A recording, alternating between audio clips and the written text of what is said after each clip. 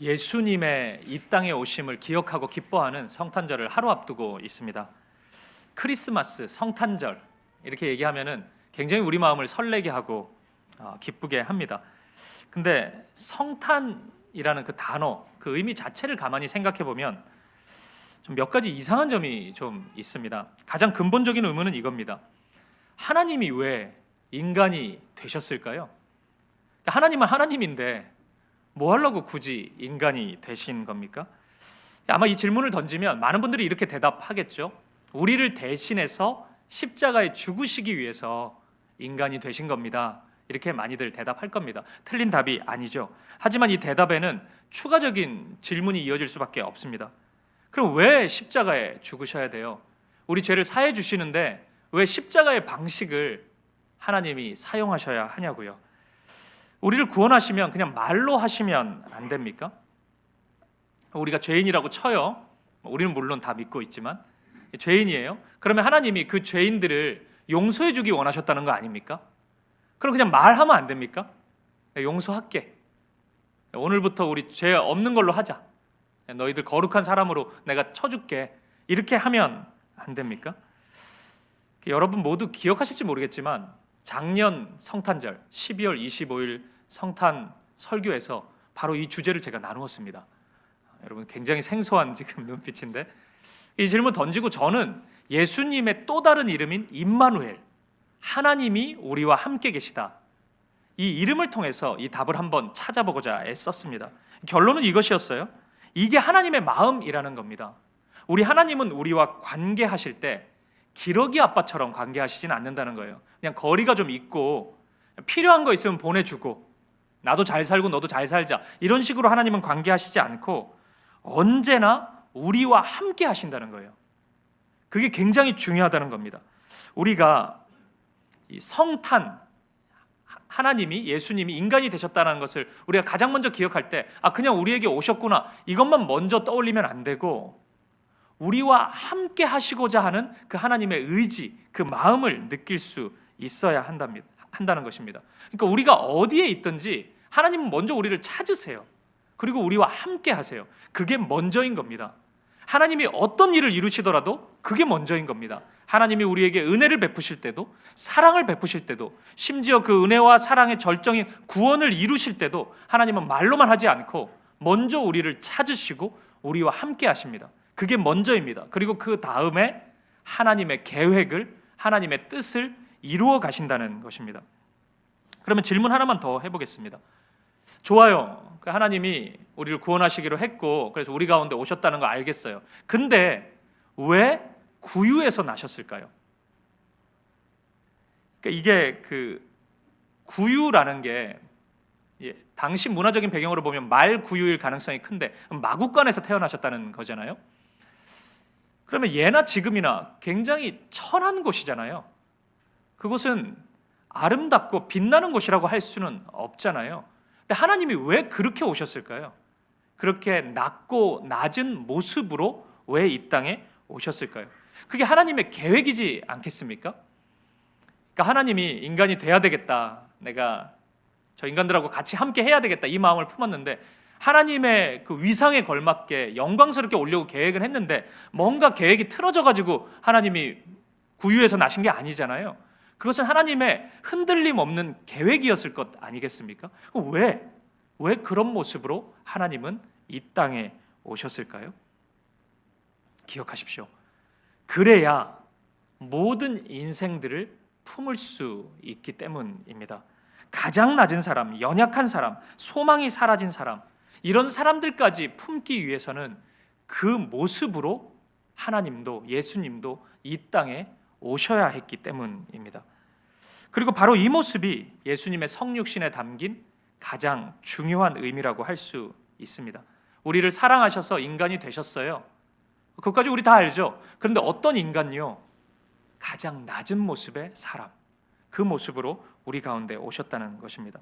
예수님의 삶도 그랬습니다. 구유에서 나셨죠. 그리고 화려한 인생을 사신 게 아닙니다. 예수님의 일생은 굉장히 천한 모습으로 살아가셨습니다. 예수님은 갈릴리에서 젊은 시절, 어린 시절을 다 보냈습니다. 이 갈릴리라는 곳은 당시에 슬럼과 같은 느낌이 강합니다. 그래서 갈릴리에 있는 사람들은 사생아가 굉장히 많았습니다. 아빠가 누구인지 모르는 애들이 굉장히 많았습니다. 예수님은 바로 그 지역에서 어떤 교육의 혜택도 받지 못한 채 청소년기, 청년 시절을 보냈습니다. 그리고 30세 즈음이 되시기까지 예수님은 육체 노동을 하셨습니다. 몫으로서 삶을 사셨습니다. 그리고 30세 즈음이 되셨을 때 예수님의 사역이 약 3년 동안 이제 진행이 되는데, 그때도 아주 집요하게 외롭고 상처 입은 자들을 찾아다니십니다.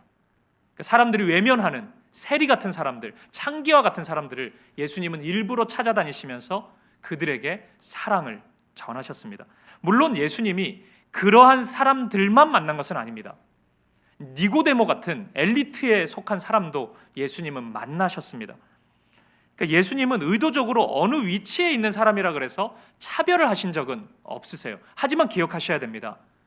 예수님이 일부러 그런 위치에 있는 사람들, 엘리트 집단의 사람들, 말 잘 통하는 사람들, 그런 사람들만 찾아다니신 것이 아니라는 것입니다. 영향력이 더 크니까, 저 사람은 영향력이 더 있으니까 그 사람에게 더 차별 대우를 하고 더 잘해주신 것이 아닙니다. 오히려 예수님의 마음이 더 향한 곳은 그러한 힘을 경험하지 못하는 사람, 어디에도 의지할 수 없는 사람, 소외된 사람, 그런 사람을 더욱더 적극적으로 찾아다니셨다는 것입니다. 그리고 저는 이런 예수님의 모습이 참 좋습니다.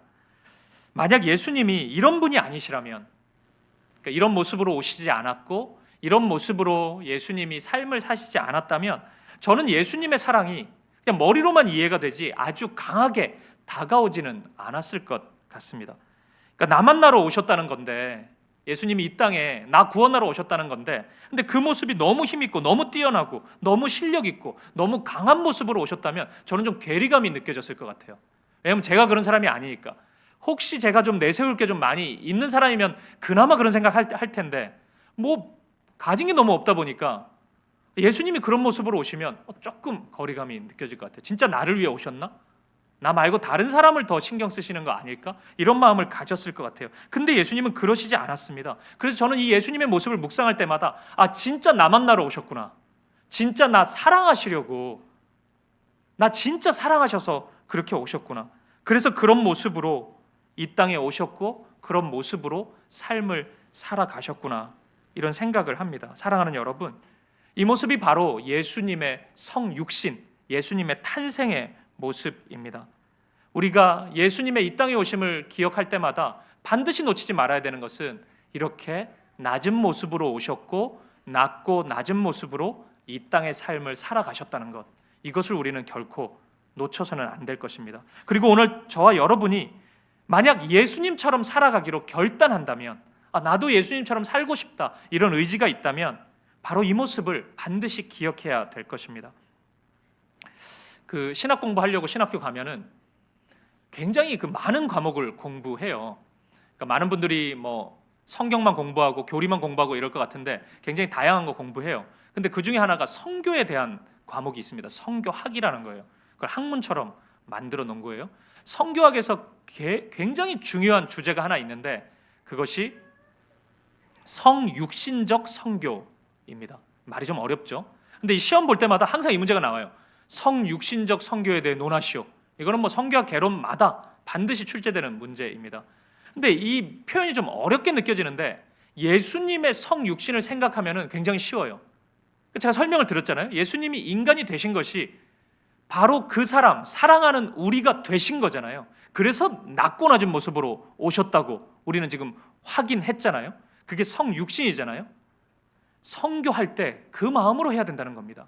내가 사랑하고 섬길 대상이 있어요. 그러면 나는 가졌는데 저 사람 못 가졌으니까 하나 툭 던져주는 자세로 가는 게 아니고, 나는 부유하고 저 사람은 못 사니까 이거라도 좀 먹으세요, 이렇게 주는 게 아니고, 그 사람이 돼야 되는 것입니다.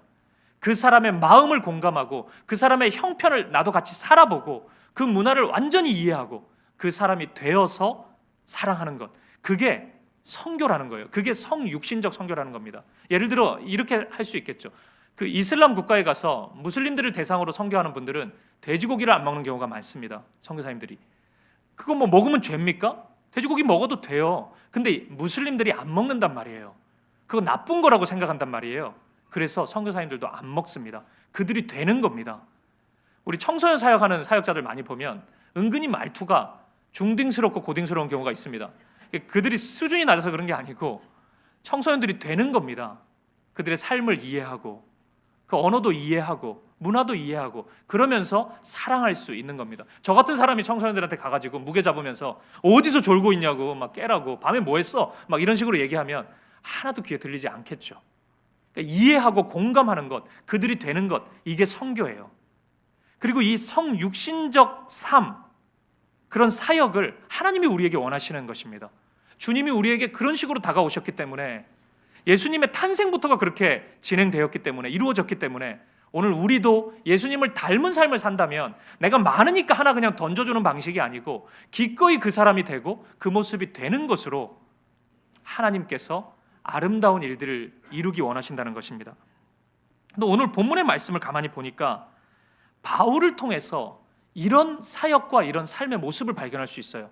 성육신적인 삶을 바울이 살았구나, 그것을 우리가 발견하게 됩니다. 그래서 오늘 이 말씀을 통해서 우리가 성탄절을 앞두고 예수님의 성탄, 성육신하신 그 모습을 기억한다는 것이 무엇인지 우리가 한번 생각해 봤으면 좋겠고, 오늘 우리에게도 성육신적인 삶이, 그런 모습이 나타나기를 다짐하고 간구하는 시간을 가졌으면 좋겠습니다. 이제 본문의 말씀을 바로 보도록 하겠습니다. 오늘 본문 16절을 보면 이제 바울은 도시를 이동하고 있어요. 아덴, 그러니까 그리스의 아테네, 이곳으로 바울이 장소를 옮기게 됩니다. 이곳에서 바울은 굉장히 다양한 사람들을 만나게 돼요. 본문 17절과 18절 말씀을 보시겠습니다. 회당에서는 유대인과 경건한 사람들과 또 장터에서는 날마다 만나는 사람들과 변론하니 어떤 에피쿠로스와 스토아 철학자들도 바울과 쟁론할세. 어떤 사람은 이르되 이 말쟁이가 무슨 말을 하고자 하느냐 하고, 어떤 사람은 이르되 이방신들을 전하는 사람인가 보다 하니 이는 바울이 예수와 부활을 전하기 때문이로라. 아멘. 그러니까 이 아테네에 가서 바울은 굉장히 많은 사람들을 만납니다. 유대인도 만나고, 유대인은 아니지만 구약 성경을 믿고 따르고 있는 경건한 사람들도 만나게 됩니다. 그리고 이 철학의 도시 아테네 이름에 걸맞게 철학자들도 만나게 됩니다. 에피쿠로스, 스토아 철학자들.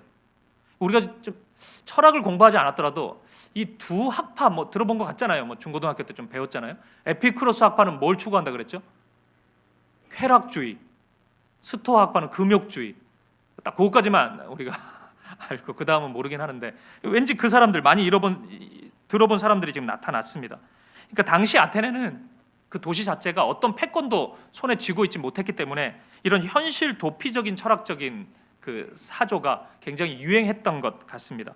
그러니까 에피쿠로스, 스토아 이런 철학자들이 굉장히 영향력을 얻고 있었던 겁니다. 잠시만 좀 생각해 보자면, 에피쿠로스 학파는 그러니까 그 쾌락을 추구한다 그래서 육체적이고 물질적인 쾌락만 추구했던 것은 아닙니다. 그런 사람도 있고 정신적인 쾌락을 추구했던 사람들도 있습니다. 그러니까 육체적이고 물질적인 쾌락을 추구했던 사람은 이 세상이 전부이기 때문에 여기서 누릴 수 있는, 우리 육신적인 것으로 누릴 수 있는 끝까지 가보는 것이, 그게 천국이라고 생각한 거예요. 그게 우리가 갈 수 있는 최고의 상태라고 생각한 것입니다. 굳이 이런 생각을 오늘 현 시대에 적용해 본다면, 오늘날에도 이 세상에서 가질 수 있는 모든 것을 끝까지 가져봐야지 그게 행복이라고 생각하는 사람이 많지 않습니까? 돈을 끝까지 내가 가져본다든지, 권력을 가져본다든지, 명예, 이런 건 내가 끝까지 다 행사해 보면, 다 누려보면 그게 천국이지, 그게 최고의 상태지, 이렇게 주장하는 사람들 있잖아요. 또는 그거 아니더라도 이 시대가 워낙 스트레스를 많이 주니까 이 삶이 누릴 수 있는 쾌락의 끝자리, 그러니까 뭐 성적인 그 유희, 또는 뭐 도박, 게임, 이런 중독성이 있는 거, 또는 뭐 그 마약류의 무엇을 내가 섭취하면서 뭐 그 에스터시 상태로 끝까지 들어가서 내가 아주 심취해버리는, 그게 천국이지, 그게 행복이지, 이렇게 주장하는 사람들 있잖아요. 이게 다 현대판 에피쿠로스 학파 사람들인 겁니다. 그러니까 내가 그거 끝까지 내가 누려보겠다는 거예요. 근데 이 사람들은 반대로 일부 정신적인 그 쾌락을 추구하는 사람도 있었습니다. 그러니까 이 사람들은 그 이성을 통해서, 합리성을 통해서 이 세상에서 우리에게 찾아오는 욕구를 다 억제하면 이 정신적인 그 만족을 누릴 수 있다는 거예요. 그게 아타락시아 상태라고 그러는데, 그걸 누려야지 그게 천국이라 생각한 겁니다. 그게 최고의 인간이 갈 수 있는 상태라고 생각한 거예요. 굳이 오늘날로 보면은 자신의 이성과 자신의 노력을 맹신하는 사람들이 그런 사람들이라고 할 수 있을 것 같아요. 그러니까 내가 내 지식으로, 내 노력으로 열심히 해서 무엇을 내가 쟁취했어요. 내가 성취를 했습니다. 그것을 신봉하는 겁니다. 내가 얻었으니까, 내가 본 거잖아요. 내가 이룬 거잖아요. 이게 전부라고 생각하는 겁니다. 그것이 나의 신이 되는 거예요. 절대 놓칠 수 없고 내가 그걸 붙잡아야 된다고 생각하는 겁니다. 그게 진리가 되어버렸기 때문에 내 경험, 내가 걸어온, 내가 이루어놓은 이게 전부이기 때문에 다른 사람들 말이 귀에 안 들어오는 겁니다. 그것만 생각하고 그것만 얘기하고 그것만 붙잡고 사는 겁니다. 그러니까 이런 식으로 이 땅의 것이 최고이고 그것을 내가 어떻게 해서든지 끝까지 가봐야 된다는 생각을 가진 사람들에게, 그런 철학자들에게 바울은 이 세상 말고 또 다른 세상, 하나님 나라가 있음을 지금 말하고 있으니까 이 사람들이 좀 잘 다가오지 않았던 것 같아요. 그냥 어떤 말쟁이가 와가지고 저런 이상한 소리를 하는구나 이런 생각을 했던 것 같습니다. 이 스토아의 철학자들도 마찬가지죠. 이 금욕을 통해서 무언가를 정신적인 승리를 좀 얻고자 했던 거니까 이 하나님 나라, 예수의 십자가 부활, 그것을 통해 이룬 또 다른 나라를 지금 전혀 받아들이지 못했던 것 같습니다.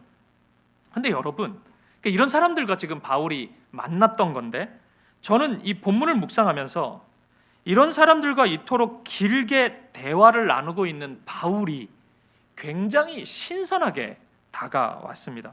그러니까 바울은 다양한 사람들을 만났다 그랬어요. 유대인들도 만났고 또 경건한 사람들도, 구약 성경에 익숙한 그 사람들도 만났습니다. 그리고 철학자들도 만나요. 그러니까 저작거리의 시장에 가서 이런 철학자들과 토론도 하고 얘기도 합니다. 또 빌립보에서 우리가 본 것처럼 뭐 귀신 들린 사람도 바울은 만나고, 돈에 환장한 사람도 만나고, 그런 교도관과 같은 어떤 공무직에 있는 사람도 만나고, 그러니까 매우 다양한 사람을 지금 바울은 만나고 있는 겁니다. 이 말은 곧 바울이 회피하지 않았다는 것입니다. 복음이 필요한 사람이라면 바울은 누구라도 만난 겁니다. 복음이 필요한 곳이라면 바울은 어느 곳이라도 기꺼이 갔던 것입니다. 그리고 무엇보다 중요한 것은 그냥 가고 그냥 만나고 그냥 옆에 가만히 있었던 게 아니고 그들과 진지한 대화를 나눴다는 거예요. 설득도 해보고 권유도 해보고 토론도 합니다. 그러니까 진지한 대화가 이루어지고 있는 겁니다. 이게 무엇을 의미하겠습니까? 바울이 그들을 이해하고 있다는 겁니다. 철학자들과 얘기를 나누는데 이 사람들이 되게 너그러운 사람이라서, 또는 기독교에 대한 이해가 있어서, 기독교의 용어나 기독교의 진리가 무엇인지를 알고 있기 때문에, 그들이 넓은 마음이고 그들이 깊은 지식이 있었기 때문에 바울과 대화가 된 것입니까? 아니잖아요. 그들은 지금 처음 듣는 얘기 아닙니까? 그런데 어떻게 듣고 있냐고요? 바울이 그들의 언어로, 그들의 생각으로 지금 복음을 전하고 있기 때문입니다. 그리고 그 결과 바울은 아테네 사람들이 자랑하던 아레오바고의 한 복판에까지 이르게 됩니다. 본문 22절을 한번 보십시오. 바울이 아레오바고 가운데 서서 말하되, 아덴 사람들아, 너희를 보니 범사에 종교심이 많도다. 이 아레오바고라는 곳은 전쟁의 신인 아레스의 언덕이라는 뜻입니다. 당시 이곳은 어떤 사람이든지 어떤 새로운 사조나 뭐 철학적인 내용이 있으면은 사람들이 들을만 하면 이곳에 세워주는 거예요. 그리고 토론을 할 수 있는 토론의 장소라고 할 수 있습니다. 그러니까 바울은 회피하지 않았던 겁니다. 바울은 이곳까지, 이 한 복판까지, 아테네의 그 한 중심까지 바울은 기꺼이 나아갔던 거예요. 바울이 그거 즐거워서가 아닙니다. 바울도 힘들죠. 두렵죠. 그 가운데 서서 무슨 말을 합니까? 에워싸여서 시퍼렇게 뜬 눈으로 바울을 바라보고 있는데 긴장도 되고, 근데 그것 무릅쓰고 바울은 가는 겁니다. 그 한 복판까지 가서 그들이 들을 수 있는 말, 그들의 생각으로 복음을 전하고 있는 것입니다. 오늘 본문 19절 말씀을 한번 보세요. 그를 붙들어 아레오바고로 가며 말하기를, 네가 말하는 이 새로운 가르침이 무엇인지 우리가 알 수 있겠느냐. 철학자들이 먼저 물어요. 그 가르침이 무엇인지 우리가 알 수 있냐. 철학자들이 뭐 아무 얘기나 듣고 싶어 했을 것 같지도 않고, 바울이 전했던 이야기가 그들의 귀에도 솔깃할 정도로 매우 철학적인 내용이었다는 겁니다. 저는 뭐 오해하지 마세요. 전하는 메시지가, 설교가 철학적이어야 된다는 것을 주장하는 것이 아닙니다. 모든 설교가 그래서는 안 되죠. 하지만 때로는 철학적일 때도 있어야 합니다. 어떨 때 그렇겠어요? 여러분들이 예를 들어서 교회 계속 누가 등록하는데 저는 철학 전공을 했습니다, 이런 분들이 계속 오면은 점점 철학적인 내용도 설교에 나올 수밖에 없을 것입니다. 왜냐하면 그래야 들을 수 있기 때문입니다. 제 설교가 철학적이지 않은 이유는 여러분들이 딱 거기까지이기 때문입니다. 저의 실력을 의심하지 마세요.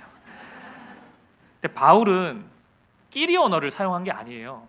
그러니까 복음을 전한다 그래서 뭐 하늘에 있는 말만 하는 게 아닙니다. 사람들 하나도 못 알아듣는 얘기만 한 게 아니에요. 그들의 언어로, 세상의 언어로, 때로는 학문의 언어고 때로는 시장의 언어고 그들이 들을 수 있는 말로, 그 문화로 복음을 전했던 것입니다. 오늘 본문이 포함된 17장 28절 말씀도 한번 보세요. 이것만 살펴보죠. 우리가 그를 힘입어 살며 기동하며 존재하느니라. 너희 시인 중 어떤 사람들의 말과 같이 우리가 그의 소생이라 하니.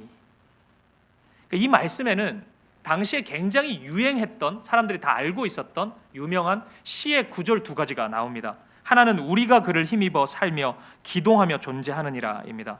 에피메니데스라는 시인이 쓴 크레타, 그 시 안에 이 표현이 정확히 있습니다. 우리가 그를 힘입어 기동하며 있느니라. 이 표현을 바울이 지금 인용하고 있는 겁니다. 그리고 마지막 표현인 우리가 그의 소생이라, 이것은 아라투스라는 유명한 시인이 쓴 시에 담겨 있습니다. 우리가 그의 소생이라. 그러니까 바울이 그냥 우연히 말하다 보니까 시에도 그런 표현이 있는데 이게 지금 들어맞은 게 아닙니다. 바울은 이 시를 일부러 인용하고 있습니다. 여기서 그가 하나님임을, 예수님임을 전하고 싶었던 것입니다. 왜 시를 인용합니까? 듣고 있는 사람들과의 거리를 좁히기 위해서입니다. 그들이 된 거죠. 성육신적인 사역을 하고 있는 겁니다. 성육신적인 삶을 바울은 살고 있는 것입니다. 저는 사실 오늘 본문을 처음 묵상하면서 좀 이상하게 느껴졌습니다. 왜냐하면 유독 지금 아테네에서의 사역, 오늘 본문이 포함된 부분 17장 끝까지의 내용에 예수 그리스도라는 말이 없어요. 그러니까 바울은 예수밖에 없었던 사람인데 가는 곳마다 아주 집요할 정도로 예수를 외치는데 오늘은 뭔가 좀 흐릿하게 복음을 전하는 느낌이 들었어요. 그래서 저는 먼저 든 생각은 천하의 바울도 이 철학의 도시 아테네에 가니까 좀 위축됐나 보구나, 좀 주눅이 들어가지고 바로바로 예수 얘기를 못 전했나 보다. 사람 그럴 수 있잖아요. 좀 긴장되고 그러면은 이게 좀 위축이 되잖아요. 바울도 그랬나 보다, 이 생각이 먼저 들었어요. 그래서 이 사도행전에 대한 여러 주석을 살펴보니까 굉장히 많은 신학자들이 그렇게 해석하고 있더라고요. 바울이 이 아테네 도시에서 그런 마음을 품었을 거다. 그래서 바울이 이 도시에서 뭔가 깨달은 바가 있었기 때문에 그 다음부터는 더 적극적으로 예수를 전했다, 뭐 이런 식으로 해석을 많이 했더라고요. 근데 공교롭게도 지금 이 설교를 준비한 이때가 성탄이었잖아요. 우리가 내일 성탄절이니까. 그래서 이 성탄을 앞두고 이 설교를 준비한 게 제가 이 본문을 조금 더 밝게 볼 수 있는 계기가 되었다는 기쁨이 있습니다.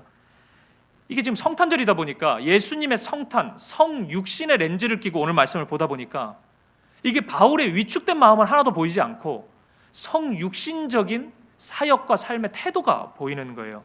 그러니까 바울은 위축돼서 예수 이걸 외치지 않았던 게 아니고 담대한 마음은 그대로인데 겸손하고 지혜롭게 그 사람의 입장이 되어서 그들의 언어로 지금 예수를 전하고 있었던 것입니다. 그래서 훗날 바울은 자신의 이러한 사역의 모습을 이렇게 고백합니다. 고린도전서 9장 20절 말씀입니다. 같이 한번 읽어보겠습니다. 시작.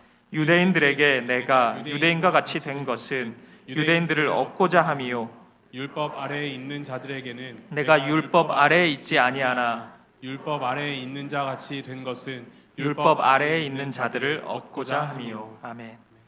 유대인들을 만날 때는 바울이 유대인이 되었습니다. 그리고 율법 없는 이들, 그러니까 하나님의 구약의 말씀을 전혀 모르는 사람들을 만날 때는 그러니까 전혀 모르는 사람처럼 바울도 행동하고 말했다는 것입니다. 왜요? 그들을 얻고자 함이요. 그 마음으로 그렇게 행동했다는 것입니다. 그리고 이어서 22절, 23절 말씀도 보세요.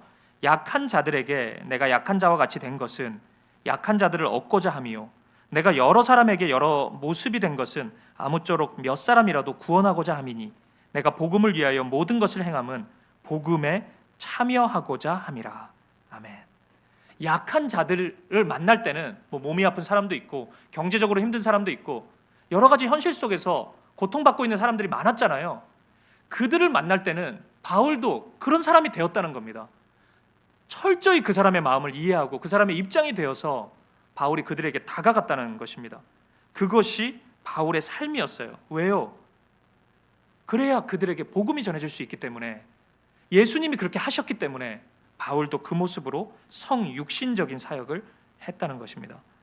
사랑하는 여러분, 혹시 오늘 여러분의 삶의 걸음이 막 그냥 앞을 보고 달려가고 있는데 어느 순간 바울처럼 그리스의 아테네에 이른 것 같은 분들이 있으십니까? 복음이 전혀 먹히지 않는 사람을 지금 만난 것 같고 말씀이 전혀 스며들지 않는 그런 현실과 환경 가운데 여러분이 있는 것 같습니까? 그러니까 어느 순간 마치 유대인들이 그렇잖아요. 하나님을 아는 것 같은데 하나님을 믿지 않잖아요, 이 사람들은. 그러니까 내가 사랑하는 사람이 하나님을 알만한데 하나님을 알지 못하는 자처럼 내게 다가오면 바울이 유대인을 만났을 때랑 비슷한 감정일 겁니다. 그런 현실에 있는 것 같고, 그러니까 이런 철학자들, 에피쿠로스나 스토아 이런 철학자들, 말도 안 되는 논리를 가지고 막 시비를 거는 거죠. 복음을 가지고 내가 사랑하는 사람이 그런 반응을 보이고 나를 아프게 하는 그런 아테네의 현실을 살고 있는 분들이 있으십니까? 오늘 여러분이 만약 하나님이 기뻐하시는 한 가지 결단을 해야 된다면 그것은 이것입니다. 그들 곁에 있어 주셔요. 그들의 마음을 이해하시고 그들의 태도에 너무 상처받지 말고 그들의 태도에도 공감해 줄 수 있기를 바랍니다. 성육신하신 예수님처럼 그들을 이해해 줄 수 있는 우리였으면 좋겠습니다. 만약 사람이 아니고 상황과 현실이라면 기꺼이 그 자리에 머물러 있을 수 있기를 간절히 바랍니다. 그 자리를 지켜보십시오. 성육신하신 예수님처럼 기꺼이 그 자리를 향해, 심지어는 아테네의 중심이라고 할 수 있는 아레오바고 언덕까지 가지 않습니까? 그 언덕 위에 설 수 있는 우리였으면 좋겠습니다.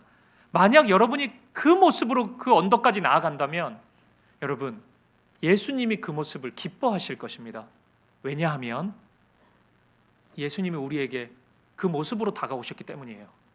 예수님 말로만 하지 않았습니다. 우리에게 우리의 모습으로, 내 수준으로 예수님이 찾아오셨습니다.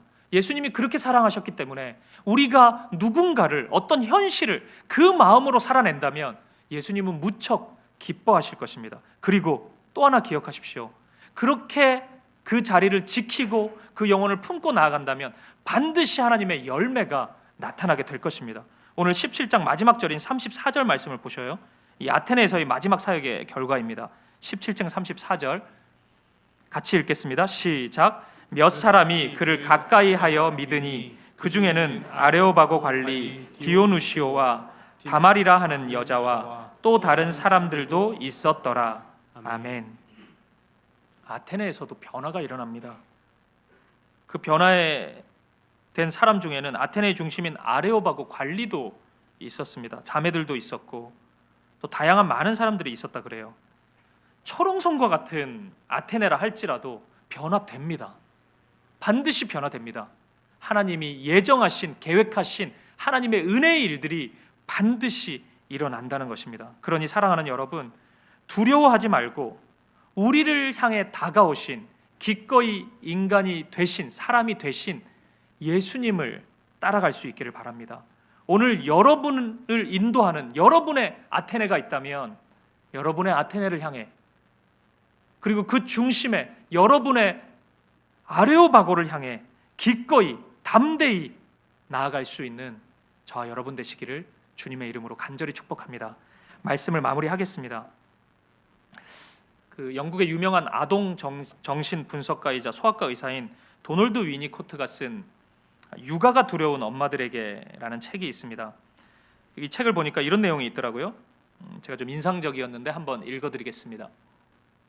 네, 종합해 보면 만약 우리가 부모를 선택할 수 있다면, 물론 그럴 수는 없지만요, 죄책감을 느끼는 엄마를 고르는 것이 더 낫습니다. 어쨌든 책임감을 느끼고 안 좋은 일이 생기면 자신의 잘못이라고 생각하는 엄마를요, 문제가 생기면 핑계를 즉시 외부로 돌리고 지난밤 폭풍우 때문이라는 등 외부 현상을 탓하면서 어떤 것도 책임지려 하지 않는 엄마보다는 말입니다. 양극단이긴 하지만 둘 중에서 책임감을 강하게 느끼는 엄마가 우리에게는 더 좋을 거라고 생각합니다. 저는 이 부분에서 만약 우리가 부모를 선택할 수 있다면 나는 죄책감을 느낄 줄 아는 부모를 선택하겠다. 저는 이 표현에 굉장히 큰 용기와 위로를 얻었습니다. 왜냐하면 제가 그러거든요. 늘 후회하고 늘 죄책감을 가져요. 그러니까 더 잘했으면 좋겠는데, 아이를 키울 때도 그렇고 사역을 할 때도 그렇고 늘 저는 이 마음입니다. 이게 좋지 않은 마음이란 거 알면서도 그냥 그래요 계속. 그런데 그게 더 낫대요. 이 아동 정신 분석의 선구자인 분이 그게 더 낫대요. 그러니까 완벽을 추구하려고 하다가 어느 순간 짜증만 그냥 엄청나게 내고 막 핑계를 이런저런 핑계 다 끌어와가지고 그냥 이래서 안 됐다 저래서 안 됐다 이런 얘기하는 부모보다 그냥 후회하고 죄책감 가지는 부모가 훨씬 더 낫대요. 위로가 좀 되십니까? 오늘 본문 다시 16절 말씀을 보세요. 바울이 아덴에서 그들을 기다리다가 그 성에 우상이 가득한 것을 보고 마음에 격분하여. 바울의 마음에 격분이 일어났어요. 이게 아테네에 들어갈 때 바울의 첫 마음입니다. 그러니까 평상시 저 같으면 이 말씀 읽으면서 그냥 화가 많이 났네, 바울은 왜 이렇게 자주 화를 내나, 이렇게 생각했을 것 같은데 저는 이 마음이 굉장히 아름답게 보이고 참 좋아요. 그러니까 아테네의 상황, 아테네에 있는 사람들에 대해 바울이 아파했다는 거잖아요. 그러니까 적어도 이 혼잡스러운 이 아테네에 바울이 기꺼이 가는 거잖아요. 회피하지 않잖아요. 도망치려는 마음이 아니잖아요. 내가 어떻게 여기까지 왔나? 어떻게 이렇게 복잡한 사람들을 다 만나나? 내가 철학자들하고 무슨 토론하나? 뭐 별 생각이 다 들 수 있는데 빨리빨리 해가지고 그냥 여기를 떠나야 되겠다 이런 마음을 가지지 않고, 그 사람들 악한 사람들이니까 어쩔 수 없다라는 핑계 대지 않고, 이 상황 나쁘니까 아테네라는 도시 원래 이런 곳이니까 핑계 대지 않고 내버려 두지 않고, 비록 다듬어지지 않은 감정이긴 한데 이 격분을 왜 해요? 근데 그 다듬어지지 않는 감정이지만 이 마음 때문에 아테네로 간다고요. 바울은 그 중심까지 간다고요. 아레오바고까지 간다고요. 그래서 저는 이 마음이 극단적이긴 하지만 참 좋게 보이는 거예요. 이 순간에 이런 마음이 참 귀하구나. 아이를 향한 부모의 죄책감이 아이에게 도움이 되는 것처럼 이런 바울의 다듬어지지 않았지만 이 마음이, 이 분노가 아테네를 품는데 도움이 되었던 것입니다. 사랑하는 여러분, 아마 이 자리에 있는 많은 분들이 올 한 해 나만의 아테네를 지났을 겁니다.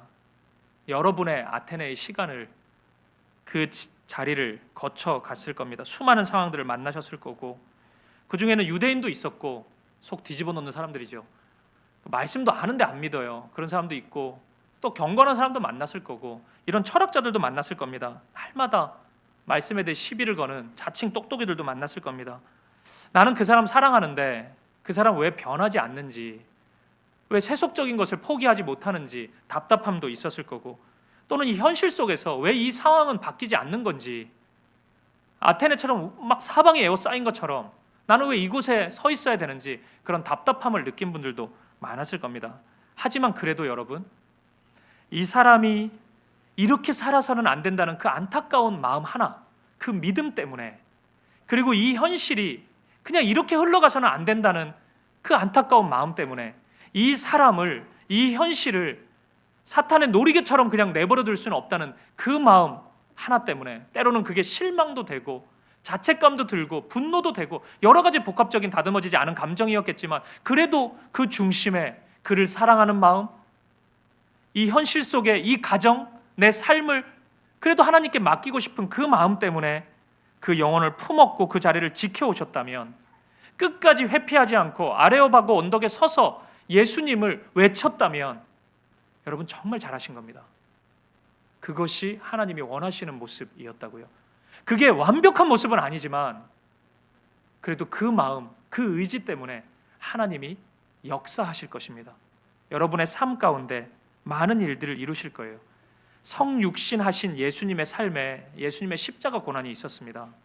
그것처럼 우리도 성육신적인 삶을 살아가면 그 고난이 찾아옵니다. 하지만 고난으로 시작해서 고난으로만 끝나지는 않습니다. 예수님이 죽음을 이기시고 부활하신 것처럼 오늘 우리의 삶 속에도 부활의 생명이, 하나님의 생명의 역사가, 그 따스한 생명의 온기가 분명히 스며들기 시작할 것이고 열매로 나타나기 시작할 것입니다. 지난 며칠 동안 제가 성도님들에게 많은 문자를 받았는데, 많은 성도님들이 올 한 해 어려운 시간을 거쳤던 분들이었어요.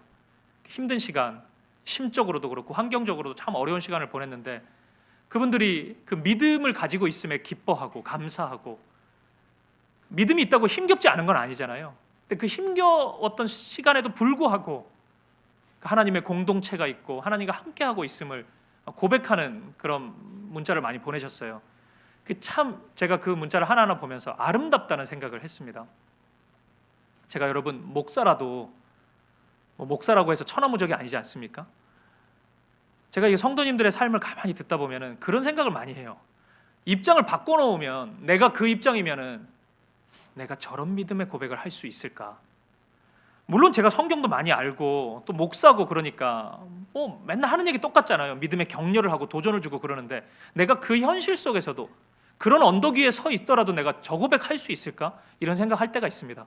그래서 저는 못할 것 같아요. 그런 얘기를 직접적으로는 안 하지만 제가 끝나고 나서 그 생각 많이 해요. 그분이 나보다 더 믿음이 좋을 수 있겠구나. 제가 지난 며칠 동안 그 아름다움에 깊이 심취했습니다. 참 아름다운 고백이구나. 정말 멋지구나. 그분이 여전히 아테네의 한복판에 있고 아레오바고 언덕에 서 있지만, 그 서 있는 그 장소 참 두렵고 고통스럽고 참 힘든 시간일 텐데, 그래도 그 장소가 참 아름답다는 생각을 제가 해보았습니다. 저에게 있어서는 어느 성도님이 오셔서, 목사님 저 예술의 전당 무대 위에 서게 됐어요. 그 예술의 전당보다, 예술의 전당이 대단하지 않나 봐요 여러분. 미국의 카네기 홀에 내가 무대에 서게 됐습니다, 이렇게 얘기하는 그 정말 기쁜 일이잖아요. 제가 한없이 축하해 줄 텐데, 그것보다 그냥 오늘의 그 힘겹지만 하나님이 허락해 주신 그 자리, 아테네의 한복판 아레오바고 언덕에 서 있는 그 자리가 훨씬 더 아름답게 느껴집니다. 훨씬 더 공감하고 싶고, 제가 가고 싶어요. 제가 그 아레오바고 언덕에 그 예수를 노래하는 그 공연장에 제가 가보고 싶어요. 그리고 함께 예수를 기뻐하고, 함께 예수님을 노래하고, 함께 그 예수님을 살아가고 싶은 마음뿐입니다. 사랑하는 여러분, 끝까지 하나님이 인도하시는 그 마지막까지 하나님이 인도하신 여러분의 아테네, 여러분의 아레오바고 언덕 위에 예수님처럼, 성육신하신 예수님처럼 그분을 따라가는, 그분만을 높이고 그분이 걸어가신 그 삶의 믿음으로 끝까지 걸어가는 저와 여러분 되시기를 주님의 이름으로 간절히 축복드립니다.